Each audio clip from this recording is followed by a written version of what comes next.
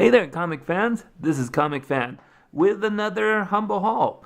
In this episode, we have a small trade with my good friend gdjarod, couple online purchases, and a trip to another con, WonderCon 2017.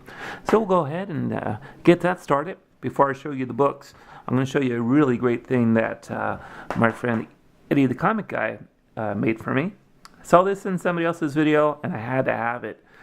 He custom made this for me, made a star folio for me there. It's a really great thing. I'm so happy with it. Of course, it coincides with my backdrop. And he actually made me a front and back, although my star folio only holds room for one. It doesn't have this extra slip in the front.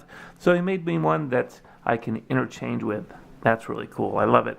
Thank you so much, Eddie. Really appreciate that. Okay, so I'll move these out of the way for a second, move these to the side.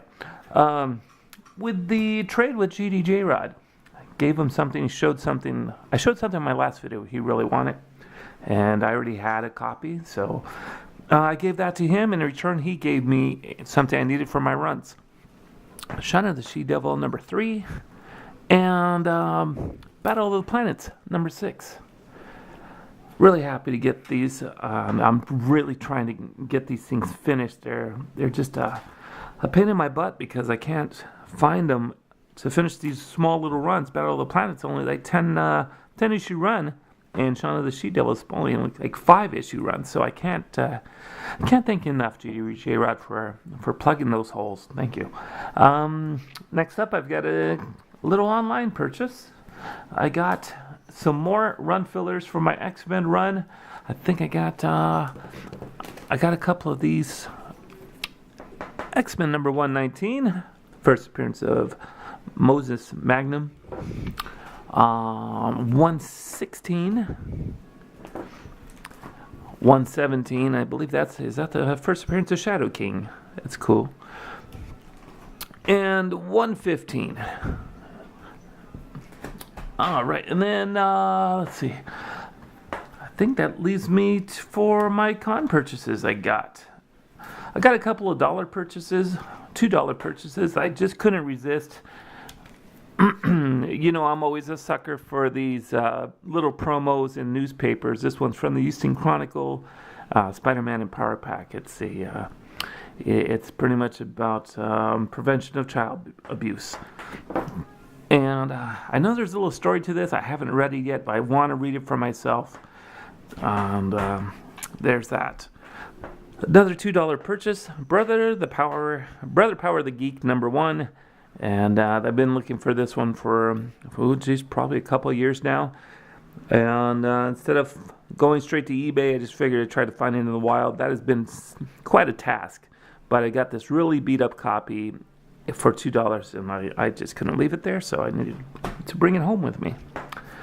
Oh, let's see. Also at the con, I got a couple of other things that I thought were really fun, and I've been hooked on these. Fun and Games, Marvel Fun and Games magazine. I got number 11, number 9, and number 12. Also digging through the bins, I got a couple of others here. Another Battle of the Planets out of my way. Battle of the Planets number 3 from Gold Key.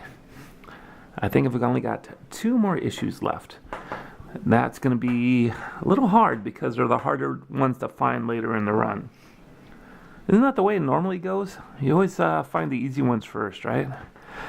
Another one I've been knocking out of a short run of 7 issues. The Western Ghost Rider from 1967. This was a really great shape, probably about a 7.5. I was really happy with this one, and I hope to, I think I only have about 3 more issues to get that out of the way. And now for a couple issues that are a little bit better. Not necessarily in grade, but in, in appearances. I was excited to get this. Daredevil number 131, first Bullseye. Now, it's not the best copy, but I got it at probably about the best price I could find. I got this for $10. And it's something you just can't let that go. I don't know how it went through a con for 2 days and nobody picked this up, but I'm glad I did. it's one of those things that I'm probably going to go do a little special treatment on, probably bump it up in appearance just a little bit, but this is by no means something that's gradable. Fine for my collection, but it's definitely not going to get slabbed or anything like that. And then that was it for the con. I've got two more issues of some online purchases that I thought were really great. Amazing Spider-Man number 41. This is something that was actually, along with Daredevil number 131, was on my wish list for the year. So I'll be able to scratch those off. Although, knowing me, I forgot my wish list, so I'll scratch it off after the video. This was something I got at a pretty fair price. I think I got this for about $70, if I can recall. And yeah, I'm really happy with it. So this is something I don't have to hunt anymore now for, do I? I don't. I'm really happy to get the first appearance of Rhino.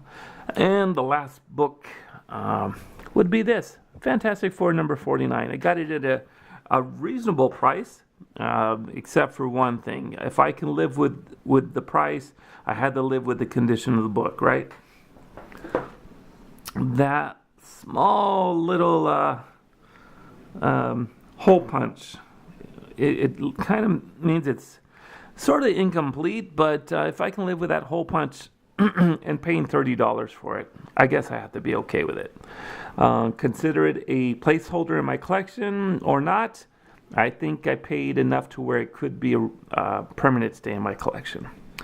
Okay, with that being said, guys, I shall probably be around pretty soon. I've got another con coming up this weekend, so probably expect something shortly. And until then, as always, happy hunting. We'll see you then. This is Comic Fan. Bye-bye.